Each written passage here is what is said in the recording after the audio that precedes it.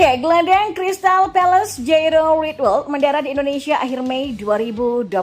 Benarkah? Neil Maizer setuju Sinteyong harus utamakan pemain keturunan. Netizen mengatakan ini baru pengamat ngerti bola. Kamus Bola coba merangkumnya di sini bersama saya untuk Anda.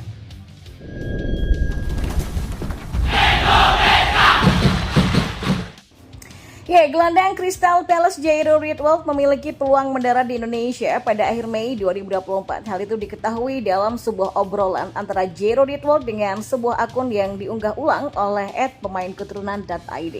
Sejak akhir Januari 2024, nama Jairo Ritwell kencang beredar sebagai pemain selanjutnya yang dinaturalisasi sebagai WNI. Kabarnya Ketua Umum PSSI Erick Thohir sudah melakukan video call dengan gelandang 27 tahun tersebut.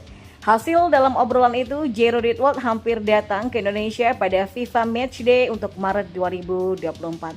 Namun, karena ingin fokus dengan pemulihan cedera yang dialami, Jairo membatalkan rencana datang ke tanah air.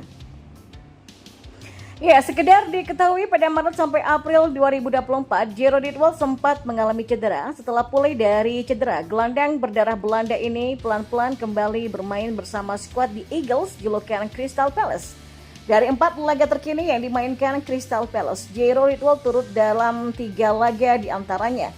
Ia bahkan bermain 13 menit saat Crystal Palace menang dengan skor 1-0 atas Liverpool di pekan ke-33 Liga Inggris. Jairo, apakah benar Anda akan datang ke Indonesia akhir bulan ini? Tolong konfirmasi bro. Tulis akun yang diunggah ulang @pemainketurunan.id bertanya kepada Jairo. Mungkin itu tergantung beberapa hal, kata Jairo Ritwell lagi. Ya, kalau benar datang ke Indonesia pada akhir Mei atau setelah Premier League 2023 sampai 2024 berakhir, mantan pemain Ajax Amsterdam ini bakal diproyeksikan timnas Indonesia untuk mengarungi babak ketiga kualifikasi Piala Dunia 2026 zona Asia yang dimulai pada September 2024. Ya, timnas Indonesia membutuhkan banyak pemain hebat di babak ketiga kualifikasi Piala Dunia 2026 zona Asia demi bersaing dengan negara-negara teras Asia seperti Jepang, Korea Selatan, Iran, Arab Saudi, Australia, Qatar, dan banyak lagi. Dan informasi selanjutnya, mantan pelatih timnas Indonesia Neil Maizer menilai jika skuad Garuda di tangan Sinteyong sampai dengan saat ini memang masih jomplang. Ada ketidakstabilan skuad dari para pemain yang dimiliki Sinteyong sekarang, sehingga menimbulkan sulitnya untuk menang dalam pertandingan. Neil Maizer justru tidak setuju kalau ada pihak yang mengatakan jika timnas Indonesia tidak memerlukan pemain diaspora atau pemain keturunan. Karena menurutnya pemain keturunan ini punya pengaruh yang lebih besar saat ini di timnas Indonesia. Hal tersebut disampaikan oleh Neil Maizer yang diundang langsung oleh Metro TV pada Sabtu 4 Mei.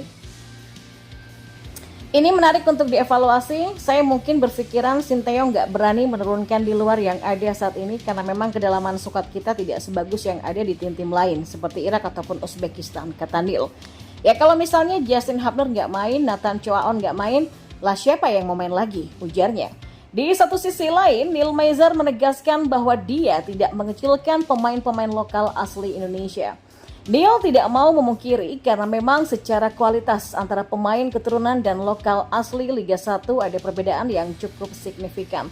Dari segi pandangan atau visi bermain, satu sentuhan dan pergerakan yang luas pun dikatakan Neil Maizer memang ada perbedaan besar.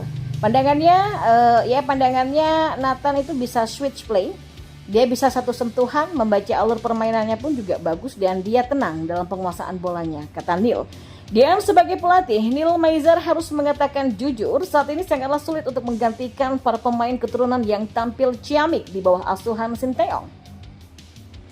Maka dari itu sebagai solusi dari sudut pandangan Neil Maizer, kedepannya timnas Indonesia harus bisa mencari putra bangsa sendiri yang bermain bagus.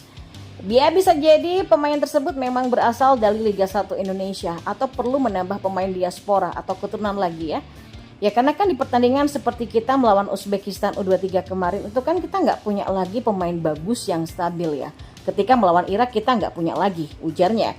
Dan saat Irak mengganti pemain intinya dengan pemain cadangan atau pengganti, permainannya tetap seperti biasa bahkan lebih gila lagi itu Irak. Juga Uzbekistan, ujarnya. Pelatih berusia 54 tahun ini mengakui saat ini timnas Indonesia tidak punya pemain yang satu kelas seperti Justin Hubner dan pemain keturunan lainnya. Jadi yang menyarankan adanya evaluasi dari PSSI untuk mencari pemain-pemain yang berkualitas dan punya mentalitas yang bagus, meski memang tidak mudah untuk mendapatkannya. Dan sejumlah netizen di media sosial TikTok merasa setuju dengan apa yang dikatakan oleh Neil Maizar soal harus adanya pemain keturunan berkualitas tinggi masuk ke dalam skuad Sinteyong. Neil Maizar itu sudah tahu pusingnya latih timnas dengan pemain Liga 1. Neil Maizar yang gagal aja berpikiran maju. Ya, contoh pengamat yang pernah terjun langsung di lapangan. Diaspora ini kan merupakan istilah untuk menggambarkan individu-individu yang tinggal di luar negeri dan menjalani kehidupan di tempat yang bukan tanah airnya, toh.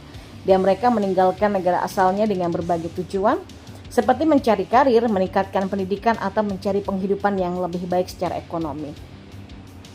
Ya, salah satu contoh dari diaspora Indonesia di dunia sepak bola adalah pemain-pemain seperti Asnawi, Mangku Alam Bahar, Pratama Arhan, Marcelino Ferdinand, dan Sadil Ramdhani yang bermain di luar negeri. Elkan Baggett juga dapat dikategorikan sebagai pemain diaspora meskipun perjalanannya menjadi WNI agak berbeda karena ia memilih menjadi WNI ketika usianya masih dalam kategori warga negara ganda terbatas.